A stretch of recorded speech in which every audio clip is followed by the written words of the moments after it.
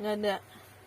Jadi fungsi maksudnya sistem ekskresi ini akan dibahas nggak sekalian selesai hari ini. Jadi minggu besok kita masih bahas sistem ekskresi karena ini untuk 2 pertemuan. Kita lanjut ke struktur hati ya. Jadi udah pada paham nih. Udah. Yaudah kita lanjut aja ke struktur hati.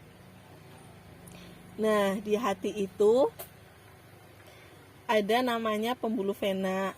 Kemudian ada hati bagian kanan, bagian kiri, sama di hati itu yang terpenting tuh ada kantong empedu.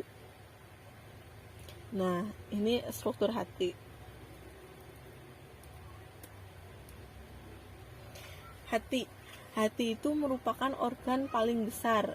Nah, hati itu mengeluarkan cairan empedu. Cairan empedu tuh terdiri atas garam-garam empedu, elektrolit. Empedu misalnya berupa bilirubin, biliverdin, kolesterol, dan lemak. Jadi fungsi dari cairan empedu di sini adalah membuang limbah tubuh tertentu, terutama pigmen hasil dari pemecahan sel darah merah dan kelebihan kolesterol, serta membantu penyerapan dan pencernaan lemak.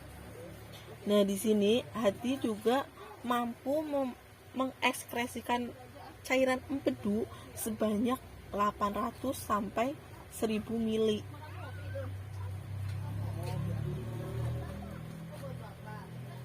Nah, fungsi dari hati sendiri itu menyimpan energi dalam bentuk glikogen, kemudian menyimpan berbagai vitamin, menghasilkan zat kimia yang diperlukan oleh tubuh, kemudian menetralkan racun.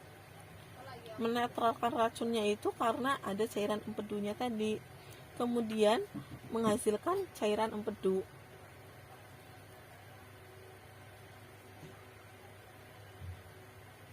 Nah, di sini ada sistem ekskresi pada hati.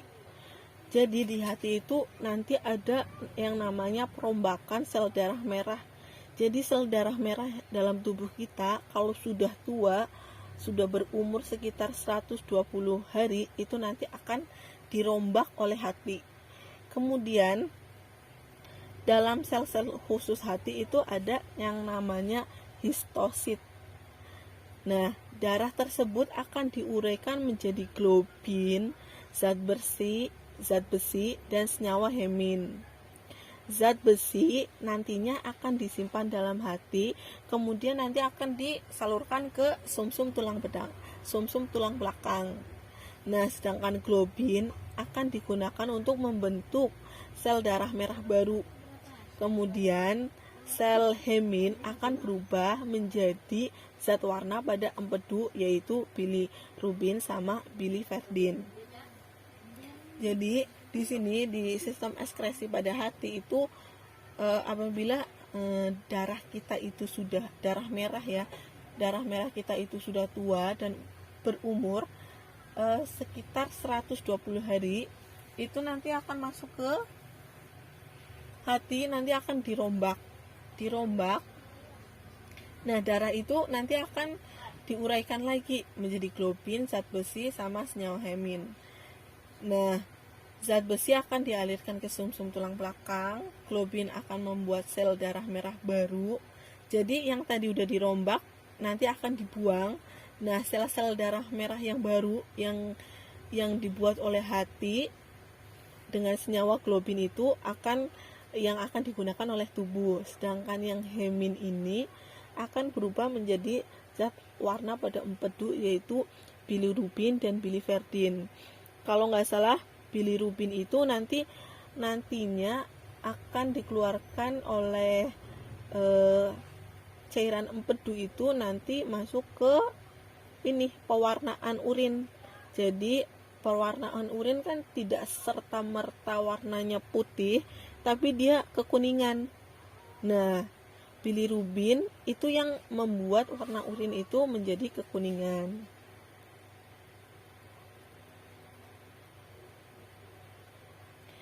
Kemudian masuk ke paru-paru. Jadi kalau ginjal itu urin, kalau kulit itu keringat, kalau hati itu bentuknya itu cairan empedu.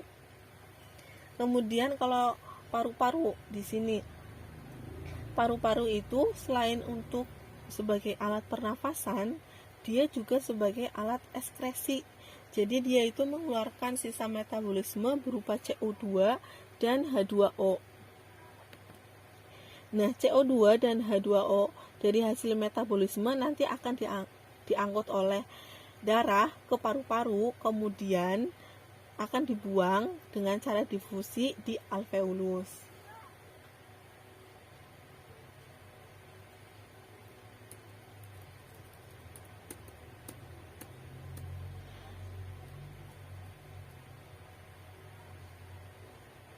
Nah, di sini ada komposisi urin normal pada manusia. Jadi, komposisi urin normal pada manusia itu 90%-nya itu ada air, kemudian ada urea, kemudian 1,5 ada zat lainnya seperti asam urat, klorida, amoniak, garam-garam mineral, asam laktat, asam folat, sama asam sulfat. Jadi kalau misalnya di urin kita itu ada glukosa, berarti kita itu mengidap penyakit diabetes. Jadi ini adalah komposisi urin normal pada manusia.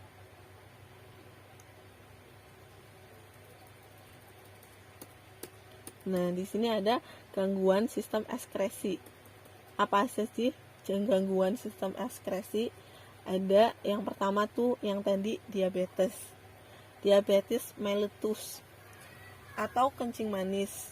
Nah, diabetes mellitus atau kencing manis itu adalah penyakit yang ditandai dengan adanya kadar gula atau glukosa yang tinggi dalam darah. Jadi di dalam darah kita itu ada zat-zat glukosa. Nah, hal ini dikarenakan ada rendahnya hormon insulin dalam darah. Nah, insulin ini kan merupakan hormon yang berperan mengendalikan kadar gula dalam darah, sehingga pengubahan gula menjadi glikogen akan terhambat. Jadi urin yang dikeluarkan itu mengandung glukosa. Seharusnya hormon insulin itu sudah mengatur sedemikian rupa sehingga di dalam darah itu sudah tidak ada glukosa. Namun karena hormon insulinnya itu kekurangan, maka pengendalian yang ada itu terganggu. Jadi di dalam darah itu masih ada glukosa, itu menyebabkan penyakit pada tubuh yang namanya diabetes mellitus. Kalau yang kedua ada diabetes insipidus, itu penyakit yang menyebabkan ketidakseimbangan cairan dalam tubuh. Jadi kelainan ini tuh terjadi karena penderita tidak mampu memproduksi hormon antidiuretik atau ADH. Nah, ADH ini itu hormon yang berfungsi untuk mengendalikan produksi urin. Nah, jadi akibat dari penderita ini itu orang akan sering merasa haus dan sering buang air kecil. Jadi dia akan sering minum.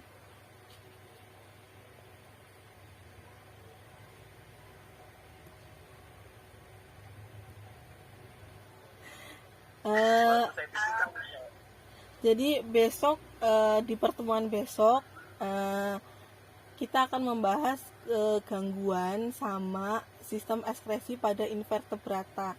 Jadi tadi kita udah membahas sistem ekskresi pada manusia, itu ada ginjal, ada apa lagi? Hati, terus paru-paru, sama satu lagi lupa. Kulit.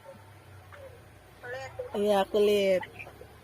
Nah, besok kita akan membahas di sistem ekskresi invertebrata, kayak misalnya cacing pengeluarannya gimana sih, burung, terus katak, dan hewan invertebrata lainnya. Jadi besok kita lebih membahas ke invertebrata. Kalau sekarang tuh kita khusus ke manusianya. Ada yang mau ditanyakan nggak? Rata. Nggak ada. Udah paham? Cukup. Ya udah.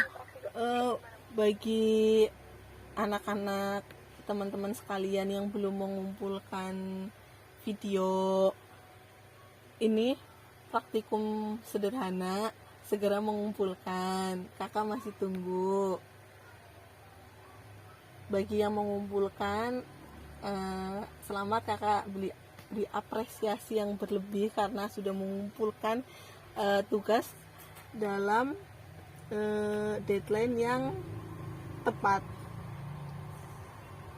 Nah, karena kita udah mau masuk ke jam 11, kita akhiri pertemuan ini.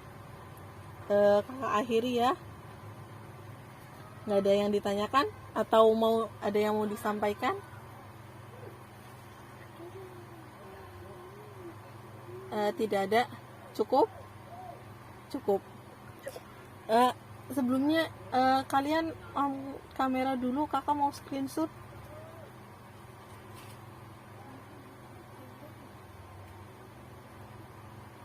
Agung kelihatan makan mulu.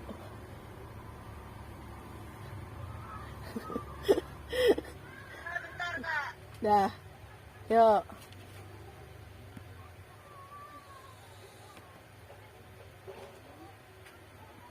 Dah, yuk. Ayo dibuka semuanya. 1, 2, 3.